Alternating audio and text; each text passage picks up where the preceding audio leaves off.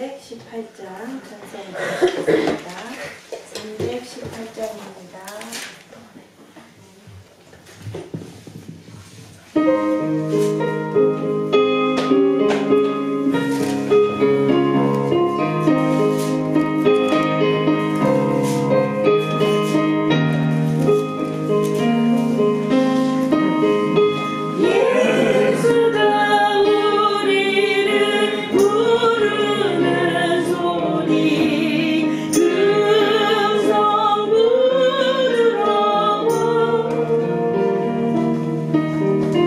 우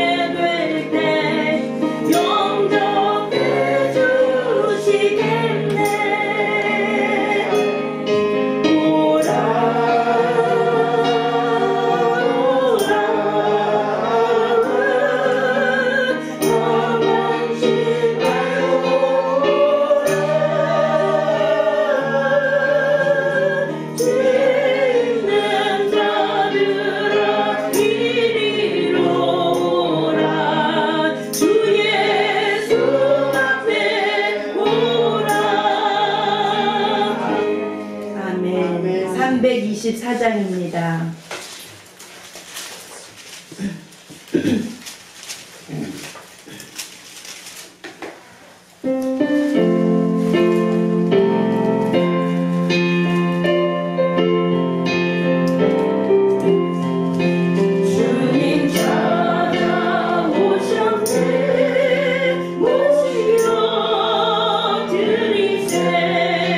다시 하늘 쓰셨네.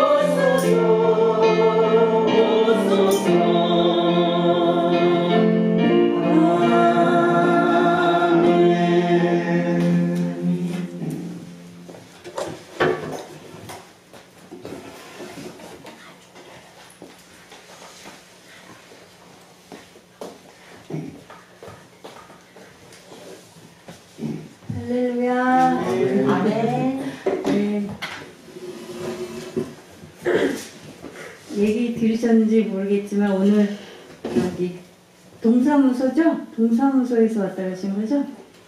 네, 동사무소에서 사람들이 왔다 갔어요. 한 세네 명이 왔죠. 와가지고 그래가지고 또 쫄았잖아요.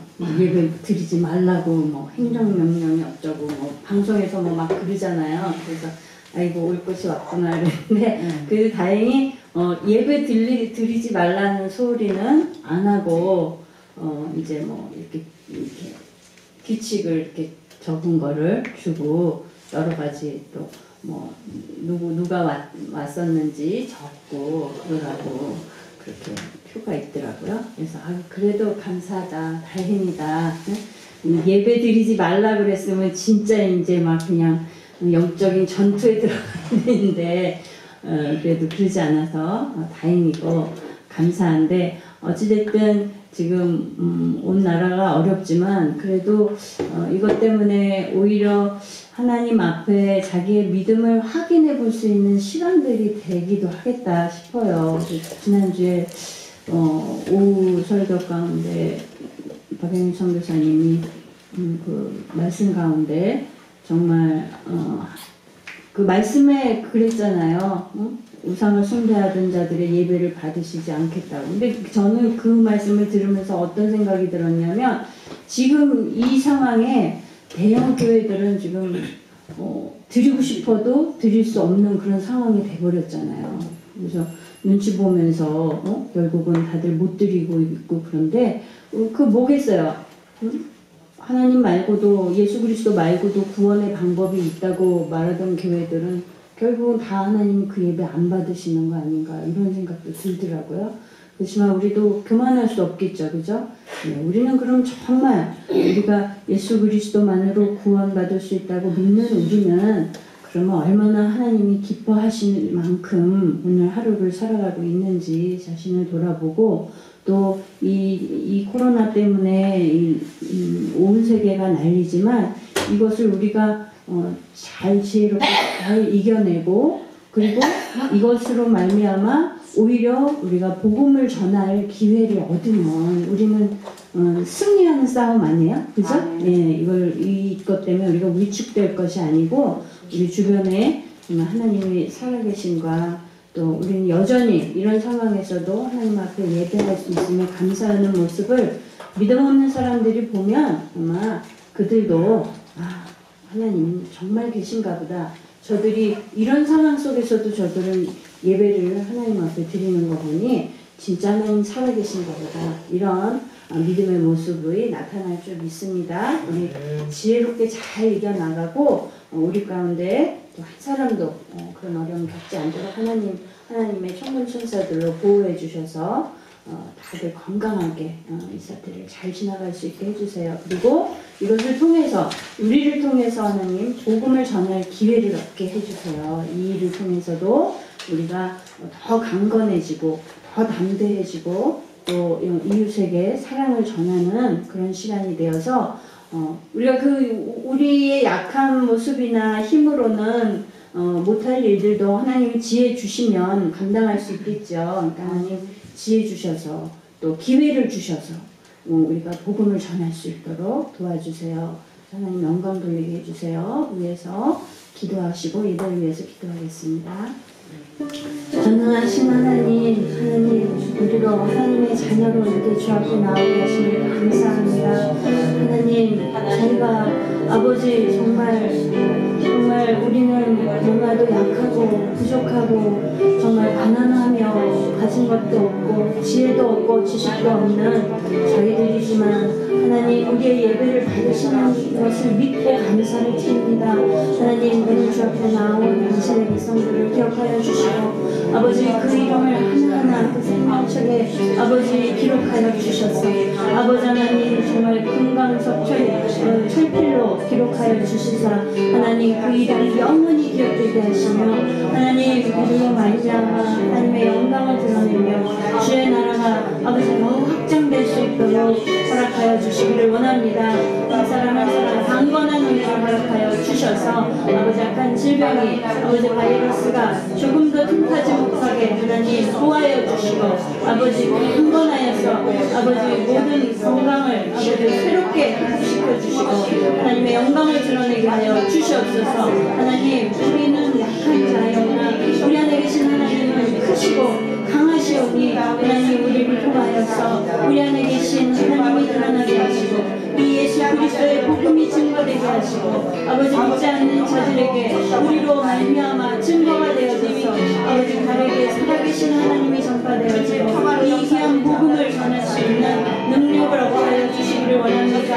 아버지 위축되었던 저희들의 마음을 아버지 담대하게 하여 주셔서 우리로 여호와의 이 은혜와 사랑을 이 구원의 복음을 아버지 담대하게 전파하게 하시고 아버지 또한 그것을 전할 수 있는 지혜와 기회들을 우리에게 허락하여 주시고 아버지 우리도 이 영적 전쟁 가운데 승리하는 직원들 승리하는 용사들이 되게 하여 주시기를 원합니다. 아버지 우리는 청년에 빠질 줄 알며 아버지 주신 능력으로 말미암아 승리할 용사들입니다. 하나님 오늘도 믿음으로 담대히 나아가사오니 아버지 주의 용사들에게 믿음을 주시고 아버지 능력을 주시고 영생과 평안을 허락하여 주셔서 아버지 온전히 하나님의 나라를 지어갈 수 있도록 주시옵소서.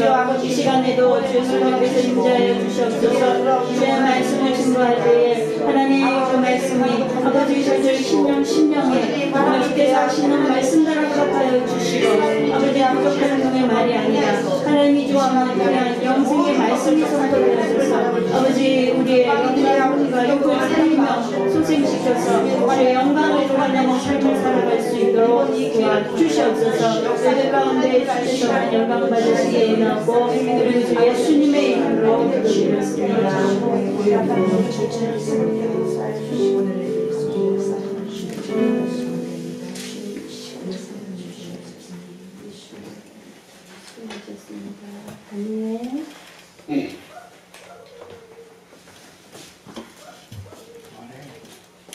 아니, 크게 하세요. 크게. 세상 18장. 할렐루야. 1절부터 17절까지 교독하시겠습니다.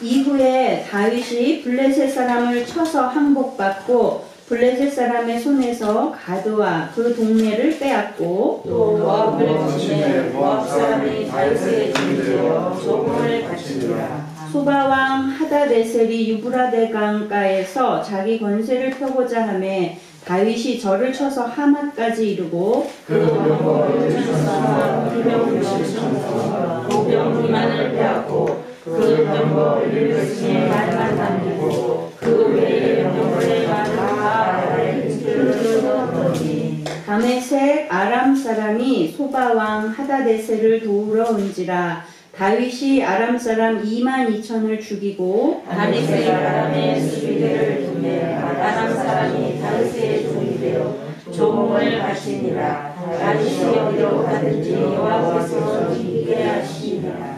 다윗이 하다데셀의 신복들의 가진 금방패를 빼앗아 예루살렘으로 가져오고 또 하다데셀의 성읍과 문에서 시인하는 곳을 취하였으니 솔로몬이 그것으로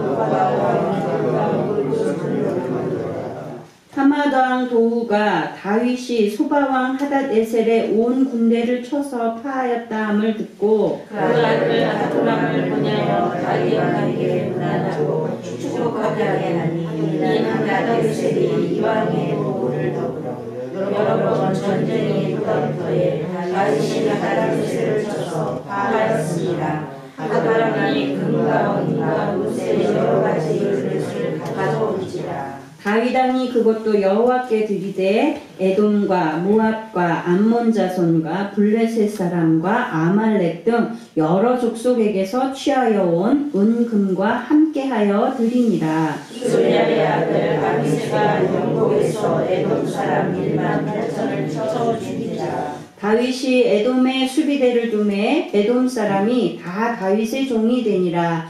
다윗이 어디로 가든지 여호와께서 이기게 하셨더라. 다윗이 온 이스라엘을 세워 모든 백성에게 공과 의를 행할세. 수르야의 아들 요압은 군대 장관이 되고 아힐룻의 아들 여호사밧은 사관이 되고 아히둠의 아들 사도가 아비아달의 아들 아비멜렉은 제사장이 되고 사위는 서기관이 되고 같이 여호야다의 아들 분하야는 그렛 사람과 블렛 사람을 관할하고 다윗의 아들들은 왕을 모셔 대신이 되니라.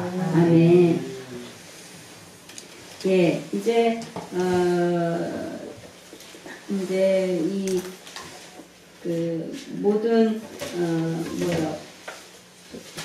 여호와의 법궤를 드리는 사건에 이어서 하나님이 나단 선지자를 통하여서 다윗에게 언약하신 이 언약의 말씀 이후에 또 다윗이 감사의 기도를 드리는 내용까지가 지난 시간까지였죠.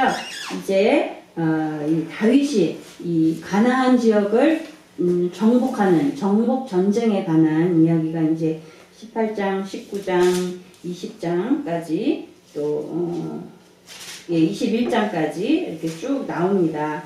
예, 오늘 이 다윗이 정복한 정복 그 지역은 여기가 지금 요거는 이스라엘의 지도인데요. 여기가 이제 지중해거든요. 지중해. 근데 이게 그림이 이제 없으니까 이렇게 본다면 여기도 바다거든요. 여기는 뭘까요? 홍해예요. 여기가 홍해고, 그림이 조금 잘못됐나? 이게 조금 여기로 와야 되나? 네, 그리고 이렇게 있다고 보면, 예. 여기가 이제 여기 블레셋이라고 보면 되고요. 여기가 이스라엘이고, 그리고 여기가 아람이고, 그 다음에 뭐 있죠? 여기는 블레셋이고. 그러니까 서쪽으로는 블레셋이 있고, 동쪽으로는 또 뭐가 있을까요? 암몬. 예, 암몬. 여기 암몬. 그리고 여기는 모압, 아말렉. 그리고 북쪽으로는 아람. 이렇게 있는데요. 이스라엘은 사실 여기예요. 여기인데 다윗 왕 때에 여기를 이제 다 점령해서 이렇게 여기 위에까지 다 이스라엘이 점령하게 돼요.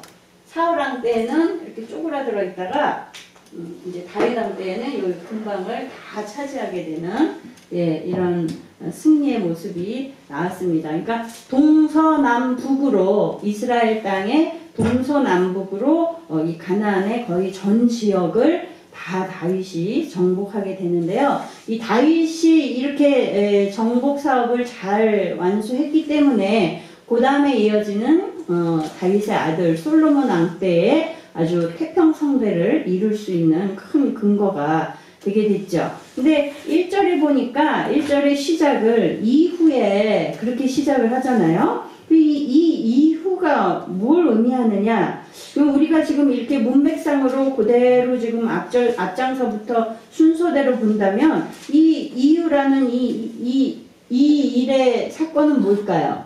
다윗이 하나님께 언약을 받고 감사기도를 드린 이 사건이 되겠죠. 그런데 사실은 실제적으로는 이 다윗이 이 가나안 지역을 다 정복하고 블레셋을 정복한 일은 사실은 이 언약을 받기 이전에 이미 다 이루어진 일이에요. 그런데 왜 이 역대기에서는 이 일 이후에 마치 그러니까 하나님이 다윗에게 언약을 주신 사건 이후에 이 가나안 땅을 다 정복하는 일을 다윗이 해낸 것처럼 마치 그런 뉘앙스로 지금 이 이후에 이렇게 표현을 하고 있을까요? 그것은 지금 이 역대기를 기록한 저자의 의도가 이 시대는, 이 역대기가 기록된 시대는 어떤 시대라고 그랬죠? 이스라엘 백성들이 바벨론 포로에서 들어와서, 나와서, 지난 오후 찬양 예배 때 박영성 교사님의 설교 배경이 바로 그때인 거예요. 수룹바벨과 제사장 여호수아와 이렇게 다리오 왕인가요? 네, 다리오 왕의 도움으로 이 유다 백성들, 이스라엘 백성들이 다시 이스라엘 땅으로, 예루살렘으로 돌아와서 이제 하나님의 백성으로서의, 선민으로서의 그런 나라를 다시, 이스라엘의 영광을 되찾기 위해서 굉장히 그들이 고군분투하는 이런 시기에 이 기록이 되어진 거예요. 그러니까 이 기록을 한 이유는 그 이스라엘 백성들이 이 다윗 왕이 그 어려운 가운데서 하나님의 약속으로 말미암아 다윗 왕이 이 모든 정복 사업을 이뤄냈고 모든 영광을 누리게 되었다라는 그것을 근거해서 우리도 다윗이 하나님을 의지하여서 하나님의 뜻에 맞는 사람으로서 하나님 뜻대로 살았기 때문에 그가 누린 이 모든 영광을 우리도 이전에는 우리가 범죄함으로 하나님께 채찍을 맞아서 나라를 잃고 포로가 되었던 시절이 있었지만 이제는 우리가 다시금 하나님의 은총을 입어서 우리가 우리 땅을 회복하였고 이제 다윗과 같이 여호와를 온전히 의지하는 신앙일 때에 우리가 다윗과 같은 그 시대의 영광을 우리가 다시 누릴 수 있을 것이다 라는 것을 희망을 주는 메시지인 거예요. 그래서 실제적으로는 다윗이 언약을 받기 이전에 하나님이 이 모든 것을 다 이루어 주셨지만 그러나 마치 언약의 결과 같은 그런 뉘앙스가 느껴지는 것은 이 다윗이 이뤄낸 이 모든 일들이 결국은 다윗의 힘으로 한 것이 아니라 하나님을 전적으로 의지한 것의 결과이기 때문에 이 언약에 근거한 다윗의 받은 축복이 하나님의 은혜임을 나타나는 그런 어조로서 지금 이 시간적인 배치가 마치 언약을 받아서 이렇게 다윗이 이뤄낸 것 같은 그런 느낌을 받을 수도 있습니다. 네, 어쨌든 그가 다윗이 하나님과 올바른 관계를 맺었기 때문에 이 모든 일들이 그의 영광이 이루어진 것을 지금 이 역대기 기자는 강조하고 싶었던 거죠. 그러니까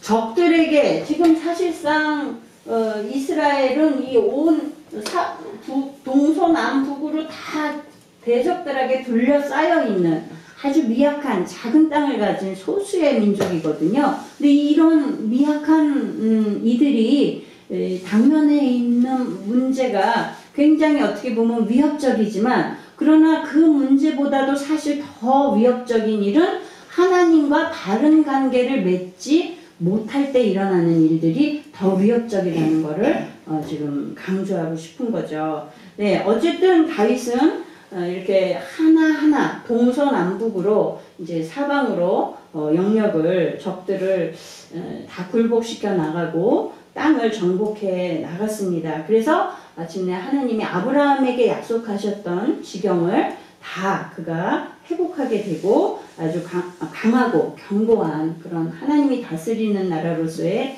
이스라엘을 이제 세워 나갔는데요. 그러면 그동안은 이스라엘의 형편은 어떠했나? 사실 이스라엘이 하나님이 아브라함에게 이 가나안 땅을 주시겠다고 약속을 주셨잖아요. 그죠? 예, 아브라함서부터 쭉 하나님이 이미 예고하셨죠. 너희 후손이 400년 동안 종살이를 할 것이다. 그래서 애굽에서 그들이 400년 동안 종살이를 했어요. 그죠? 그 모세 때에 이제 출애굽을 해서 광야로 나왔는데 또 40년간 광야 생활을 하죠. 그리고 나서 여호수아 때에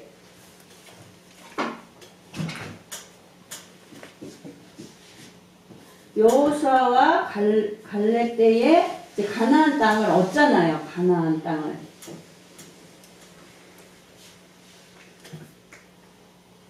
막상 가나안 땅에 들어왔지만 가나안 땅에 들어와서도 편안하게 이들이 살 수 있었어요?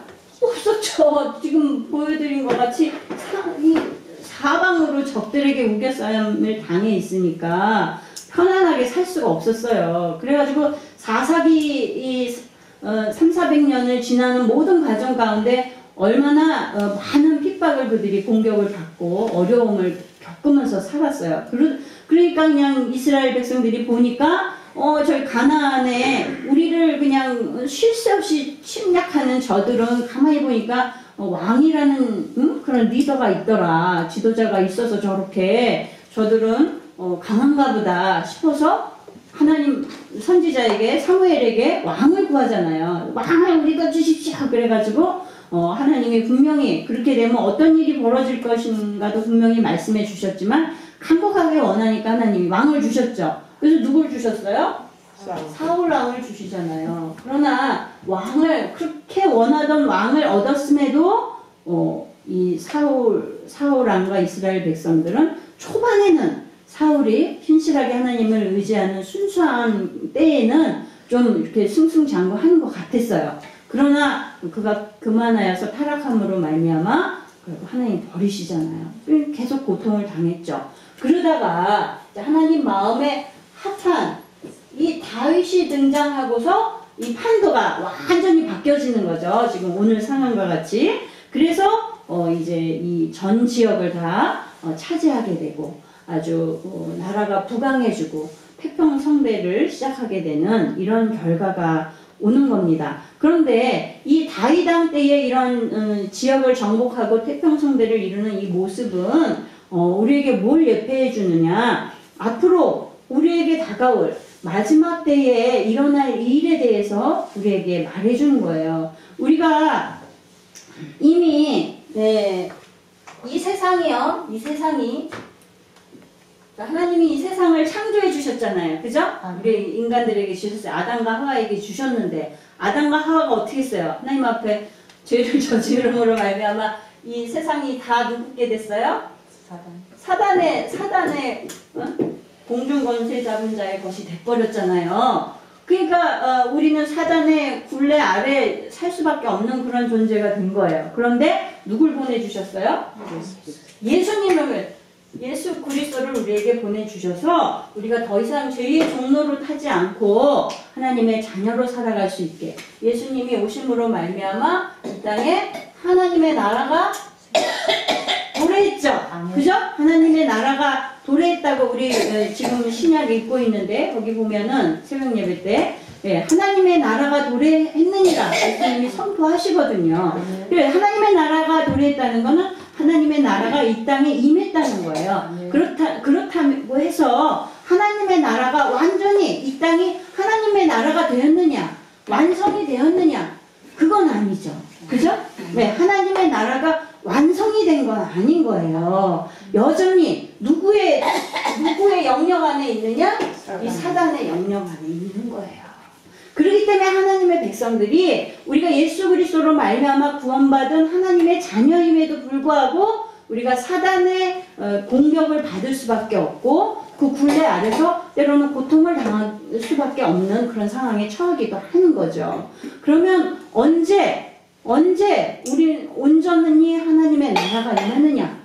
다시 예수 그리스도가 재림하실 때, 다시 오실 때 완전히 하나님의 나라가 임하는 거예요. 새하늘과 새 땅이 임하는 거예요. 그때에 일어날 일들에 대해서 계시록에 말씀하고 계시죠? 우리 말씀을 찾아볼까요? 계시록 21장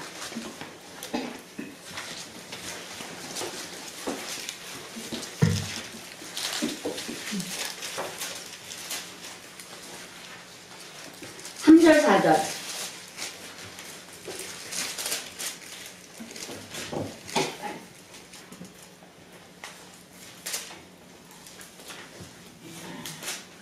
자, 다 같이 읽겠습니다. 시작. 내가 주님 보좌에서 큰 음성이 나서 가로되 나라 하나님의 자막이 사람들과 함께 있음에 하나님이 저희와 함께 구하시리니 저희는 하나님의 백성이 되고 하나님은 친히 저희와 함께 계셔서 모든 눈물을 그 눈에서 씻기시네. 다시 사망이 없고 애통하는 것이나 곡하는 것이나 아픈 것이 다시 있지 아니하리니 처음 것들이 다 지나갔습니다. 아멘.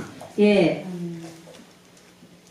예수님이 다시 오실 때에 이렇게 완성이 된다는 거예요. 그리고 다시 고통이 없고 슬픔도 없고 눈물이 없는 때가 그때에 이루어지는 거죠. 네. 이 마치 지금 여태까지 이스라엘 백성들이 그 숱한 고난과 고통 속에서 적들의 위협 속에서 살았지만 하나님 마음에 합한 사람 다윗이 등장함으로 말미암아 이 모든 가나안 지역을 약속받았던 땅을 회복하고 차지하게 되고 이들이 평안함을 얻게 되는 이 모습이 마지막 때에 우리들에게 이루어질 일, 이 땅에 하나님의 나라가 온전히 이루어질 일에 대한 예표라고 볼 수가 있는 거예요. 그러니까 반드시 하나님의 나라는 이 땅에 이루어지나요? 안 이루어지나요? 이루어집니다. 아직 예수님이 오시지 않았죠. 그죠? 근데 이것 때문에 여러 의견이 있어요. 뭐, 무천년설, 전천년설, 후천년설, 뭐, 여러 가지 말세의 일들로 인해서 이야기가 있지만, 우리가 이 계시록의 말씀, 요 말씀만 봐도, 우리 예수님이 이미 구원을 이루어 놓으셨지만, 완성이 돼야 된단 말이죠. 우리가 개인적으로는 우리의 생명이 다하여서 천국에 갈 때까지. 그죠? 그리고 이 땅에서는 예수님이 다시 말씀처럼 다시 오실 때에 이 땅에 온전히 새하늘과 새 땅이 이루어지는 것으로 하나님의 나라가 임하는 것입니다.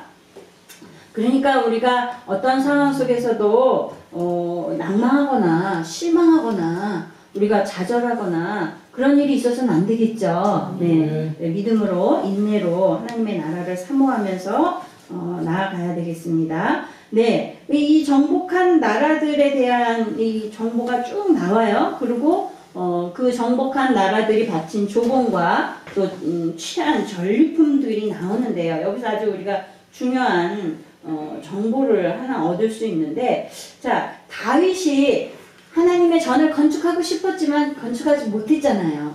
그렇지만 그 아들 솔로몬 때에 전을 건축하게 되었는데, 솔로몬이 자기 재물로서 하나님의 성전을 건축했는가? 그게 아니죠. 자기 아버지 다윗이 거의 모든 것을 다 예비해서 준비해 놓은 것으로 성전을 드릴 수 있었던 거예요. 바로 그 재물들이 주로 무엇이었냐? 성전을 건축하는 재료들이 뭐였을까요? 나무, 금, 은, 또 놋, 그리고 돌, 뭐 이런 것들로 성전을 건축했잖아요. 근데 이런 것들이 굉장히 귀한 거예요. 희귀한 것들도 많이고, 나무는 이스라엘 지역에는 그렇게 나무가 사막 지역이 많기 때문에 나무가 그렇게 많지 않거든요. 그럼 나무는 어디서 왔을까요? 우리가 알고 있듯이 두루왕 히람이 많은 나무를 보내줬고, 그죠? 그렇다면 돌은 뭐 이스라엘에 많이 있으니까 돌은 국내에서 자급자족했다고 쳐도, 그럼 금과 은은 노순 이런 철기 이런 건 그 시대에 굉장히 아주 희귀했거든요. 근데 이런 것들이 어디서 그렇게 풍성하게 많이 나왔는가? 성전을 다 금칠을 하고 커다란 놋대야를 만들 만한 그런 놋들이 어디서 나왔는가? 오늘 이 전리품들과 그 다음에 그들이 바친 조공들에서 이 금과 은과 놋의 재료들을 볼 수가 있어요. 하나님이 이렇게 예비시키신 거죠. 그런데 중요한 것은 사실 힘들게 전쟁을 통해서 목숨을 걸고 희생을 감수하고서 얻은 전리품들을 자기가 하나도 취하지 않고 이렇게 하나님의 전을 위해서 따로 예비하고 준비한다는 건 이건 굉장한 헌신입니다. 우리가 정말 다윗의 믿음이 어떠했는지를 가늠해 볼 수 있는 그런 모습인데요. 네. 그런데 그러면 다윗이 어쨌든 자기가 이런 것들을 쓰지 않고 전부 다 하나님께 드렸다는 것도 사실 굉장히 훌륭하고 칭찬할 만하지만, 그러나 그 한 단계 더 앞서가서 우리가 볼 수 있는 것은 다윗이 전쟁에서 이겼기 때문에 이렇게 전리품을 취할 수 있었던 거잖아요. 그렇다면 전쟁을 이기게 한 것은 물론 자기가 전쟁을 잘하는 힘도 있었겠지만, 그거보다도 성경에 뭐라 그래요? 하나님이 다윗이 어디를 가든지 이기게 하셨다는 이 말씀이 나오잖아요. 6절하고 13절에. 그죠? 네. 그러니까 하나님이 이기게 도와주셨기 때문에 다윗이 이겼던 거예요. 그러니까 다윗이 전리품을 하나님께 드릴 수 있었던 것은 결국 누구 때문이에요? 하나님이 이기게 해주신 은혜 때문이라는 거죠. 그러니까 물론 다윗의 믿음도 훌륭하지만, 자, 우리가 하나님이 우리에게 다 주신 것이 다 하나님이 주신 것이죠. 그런데 우리가 하나님이 주신 것들을 구별해서 드리는 믿음은 참 아름다워요. 우리가 주신 것들의 11조를 드리는 것도 사실 얼마나 어려워요. 믿음이 연약한 지체들은 그게 쉽지 않아요. 그리고 11조를 드리는 믿음도 참 훌륭하지만, 그러나 그 11조를 드릴 수 있게 내가 재물을 얻을 수 있는 능력을 주신 분도 하나님이기에, 우리가 하나님이 주신 것에 대해서 하나님께 드리는 것에 있어서 그냥 마음이 으스대거나 마음이 교만해지거나 자랑하거나, 자랑할 만도 하죠. 쉽지 않은 믿음이죠. 그렇지만 우리가 하나님께 드리는 그 자세에 있어서 자고한 모습이어서는 안 되겠고, 때로는 우리가 하나님께 감사로 드리면서도 하나님이 나에게 뭘 보답을 해주시길 바라는 그런 마음으로 드릴 때도 있어요. 예, 인간이니까 그럴 수도 있지만, 그러나 다윗의 모습을 보니까 다윗은 그러한 모습이 아니라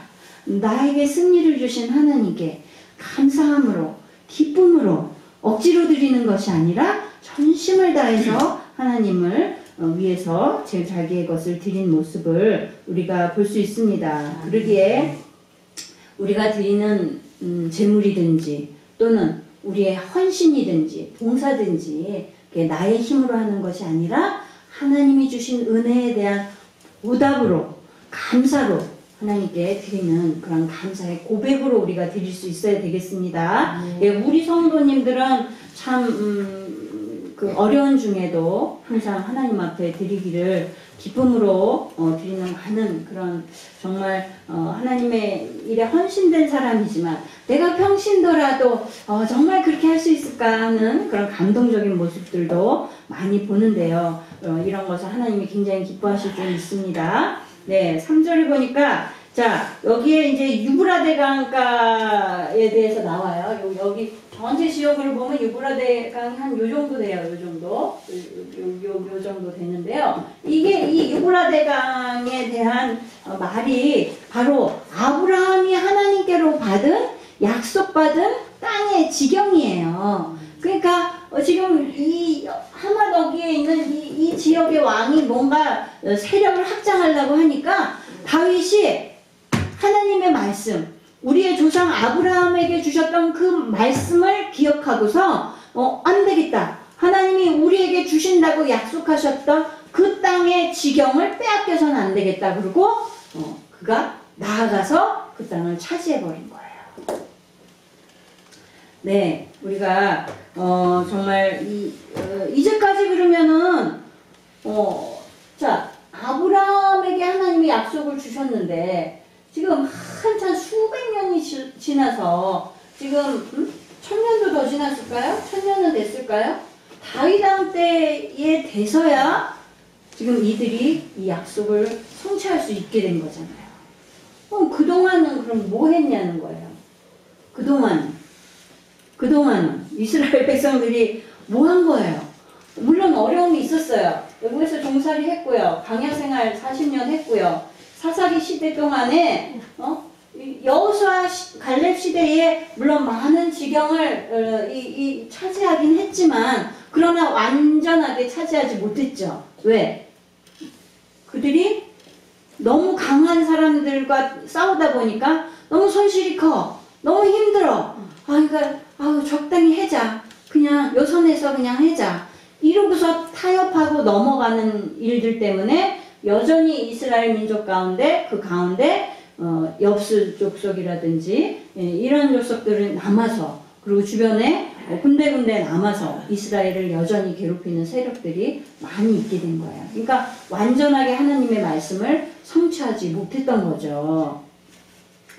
이 출애굽한 이스라엘 백성들이 가나안 땅에 들어갈 때 장정만 몇이었다고 그랬어요? 장정만 60만이었거든요. 60만이면은 전체 하면은 전체 인구가 몇 명은 됐을까요? 200~300만은 되지 않았겠어요?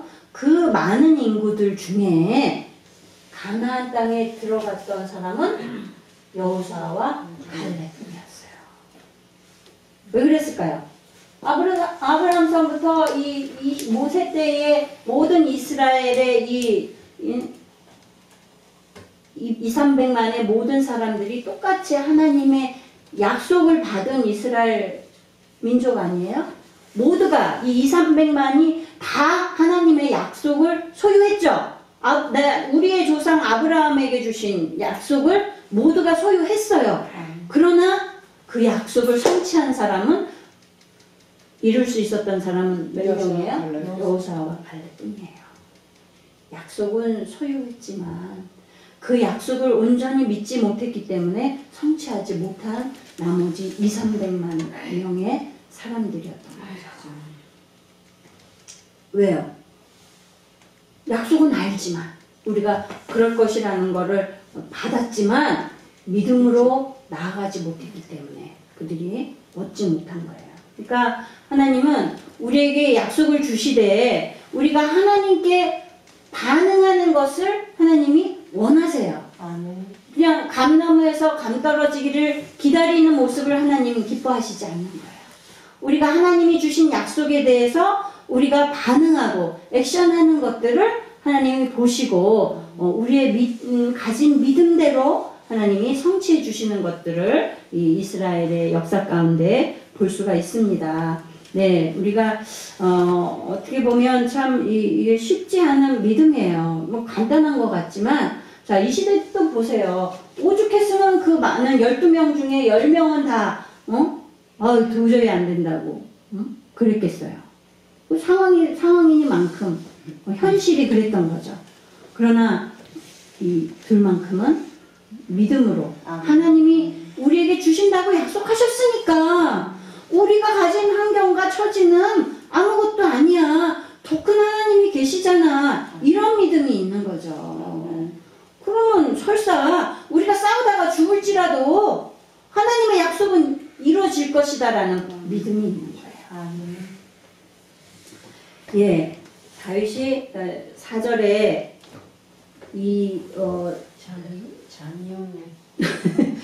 사절에 쟁취한 이 전리품들을 어떻게 처리하는지 또 그리고 그가 얻게 된 이 병거와 기병 굉장히 많죠. 예, 이 병거와 기병은 전쟁하는 나라에 있어서 굉장히 소중한 자산이죠.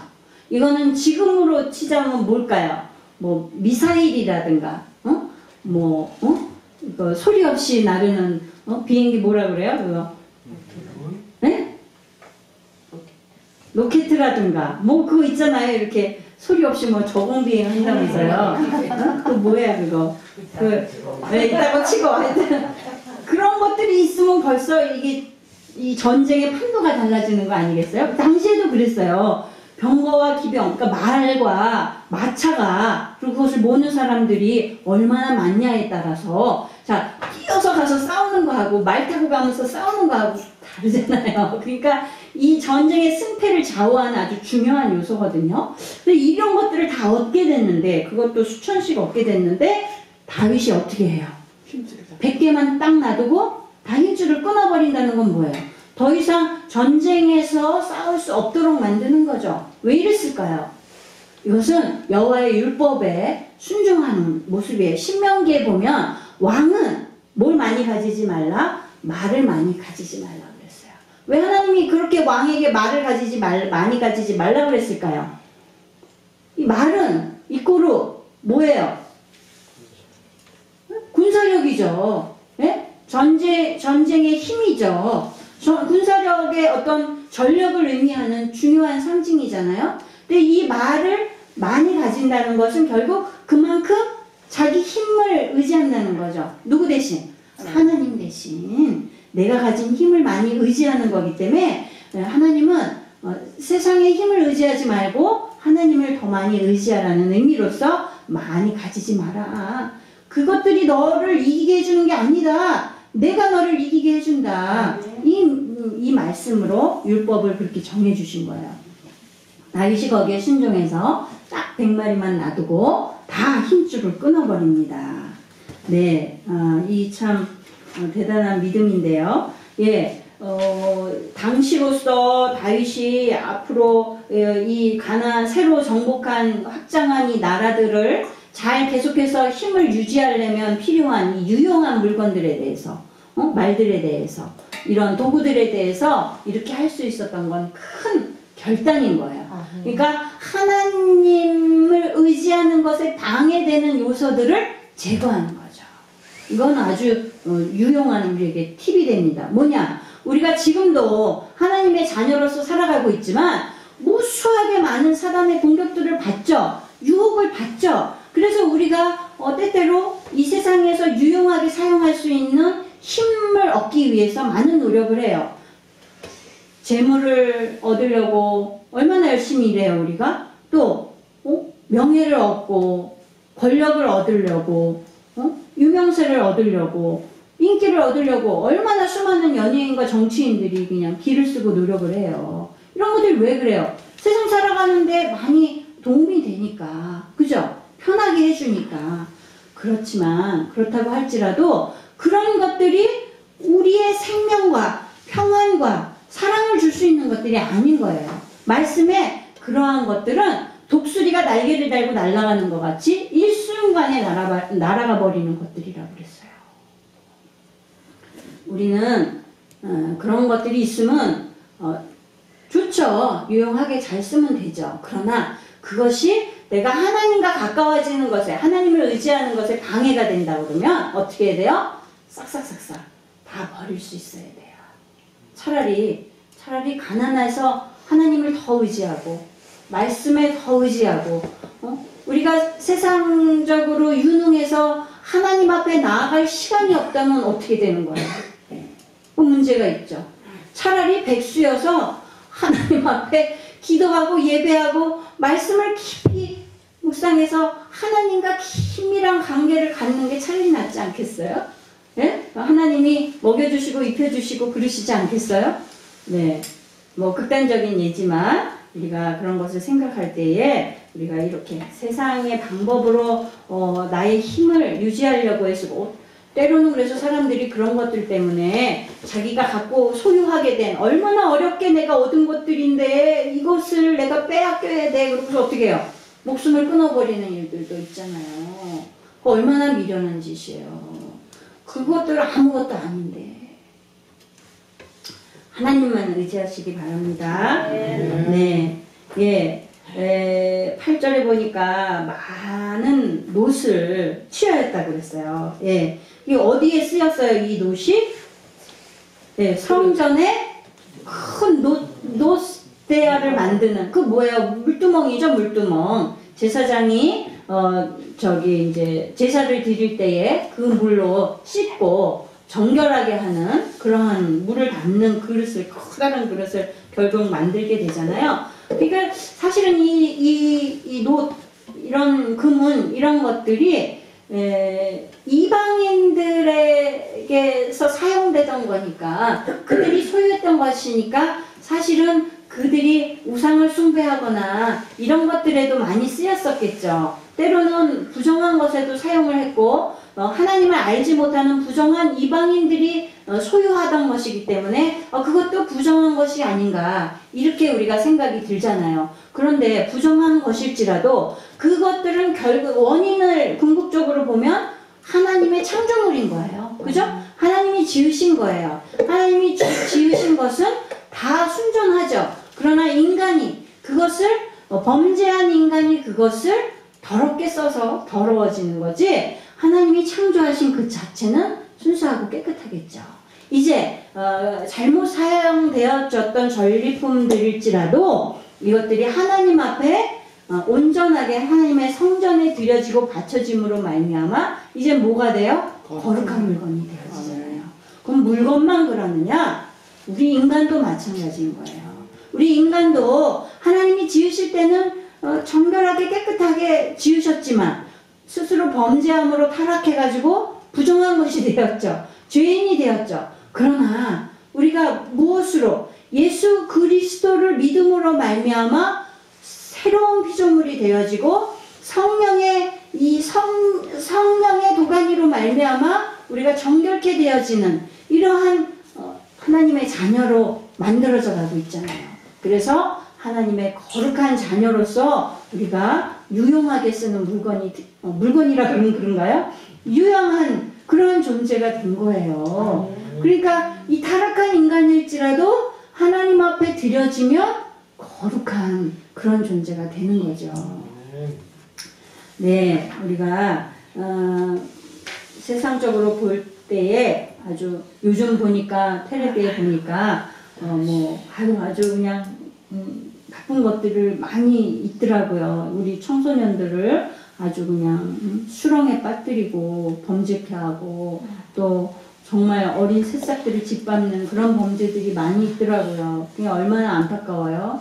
네, 정말 옆에 있다면 때려주고 싶은 그런 범죄들인데 그렇다 할지라도 그렇게 세상에서 범죄하는 자들일지라도 하나님께로 돌아오면 하나님이 쓰시면 거룩한 그릇이 되지 않겠어요? 우리가 우리 주변에 정말 혀를 쭈쭈쭈 하고 찰만한 그런 사람들이 있다 할지라도 연약한 사람들을 보게 되더라도 우리가 그런 사람들에 대해서 포기하거나 버리지 말고 끝까지 우리 이 하나님의 말씀을 전하고 그들을 구원하기에 힘써야 되겠습니다. 하나님이 이렇게 물건조차도 하나님께 드릴 때 거룩한 것으로 사용하시는데 사람은 오죽하겠어요. 그죠? 하나님은 끝까지 놓지 않으실 줄 믿습니다. 우리가 복음을 전하는 데 있어서 절대 포기하지 말아야 되겠어요. 네, 이제 14절에 보니까 다윗이 이제 이 행정 체계를 아주 잘 잡아나가는 모습이 보이고요. 모든 백성에게 공과 의를 행했다. 그렇게 표현하죠. 그러니까 이 공과 의를 행했다는 것은 법적으로도 공평하고 하나님 보시기에도 올바른 그러한 정치를 해 나갔다는 거예요. 그러니까 하나님의 율법에도 합하고 사람의 도덕적인 면에 있어서도 아주 올바른 그렇게 잘 다스렸다는 의미죠. 그런데 이 공과 의를 행하는 것에 있어서는 이스라엘 민족을 잘 다스린 것도 그렇지만 다윗이 이 가나안 지역을 전쟁을 해 나간 것도 전쟁을 통해서 이 지역을 정복해 나간 것도 이 공과 의를 실천하는 것에 해당이 됩니다. 왜냐하면 이 시대 때의 이 가나안 지역은 불법이 성하고 우상을 숭배하고 타락했고 이것이 가나안의 모습이었거든요. 그런 상태로서는 하나님의 주신 약속을 온전히 이룰 수가 없는 거예요. 그러니까 다윗이 정말 이 지역들을 정말 무력을 통해서 정복을 함으로써 이 땅에 온전한 하나님의 공의가 실현돼 나갈 수 있게 된 거죠. 정복하지 않았다면 여전히 그들은 범죄하는 지역이었고 하나님을 거역하고 우상을 숭배하는 지역으로 남아있을 수밖에 없는 거예요. 그러니까 하나님이 가나안을 정복하라 할 때에 아주 이 땅들을 차지하라고 하실 때에 무자비하게 하나도 남겨놓지 말고 다 죽여라 그러신 이유가 여기에 있는 거예요. 그만큼 이 땅이 타락해 있고 정말 하나님이 보시기에 악한 지역이었던 거죠. 마찬가지로 다윗이 이런 전쟁을 함으로써 하나님의 공과 의를 이 땅에 만들어 나갔던 것 같이 우리 하나님의 백성들도 지금 이 사단의 이 영향력 아래 우리가 있지만 우리도 끊임없이 하나님의 나라가 온전히 이루어질 때까지 영적 전쟁을 쉬어서는 안 되는 거예요. 이 수백 년의 시간 동안에 왜 이들이 고통 가운데 공격을 당하면서 살아야 됐어요?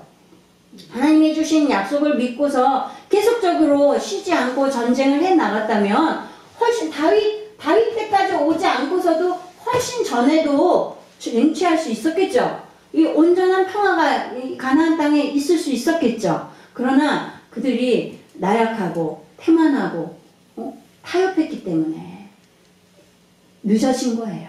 그러나 다윗이 지체하지 않고 이러한 전쟁을 수행함으로 모든 것을 약속을 이뤄낸 것과 같이 우리들도 하나님의 자녀들도 정말 영적인 전쟁을 한 템포 늦추면 한 템포 내가 늦춰지는 것이 아니라 사단에게 그냥 훅 밀리는 거예요.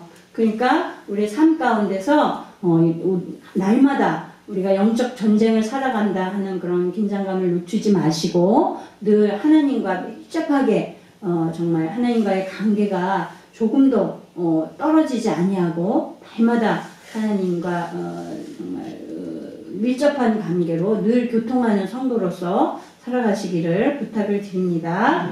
네, 우리 기도하고 마치겠습니다. 하나님 마음에 합하신 다윗이 하나님 정말 어디로 가든지 하나님의 도우심을 얻어 승승장구하며 약속하신 그 약속들을 다 이뤄낸 그 과정과 아버지 모습들을 오늘 저희가 살펴보았습니다.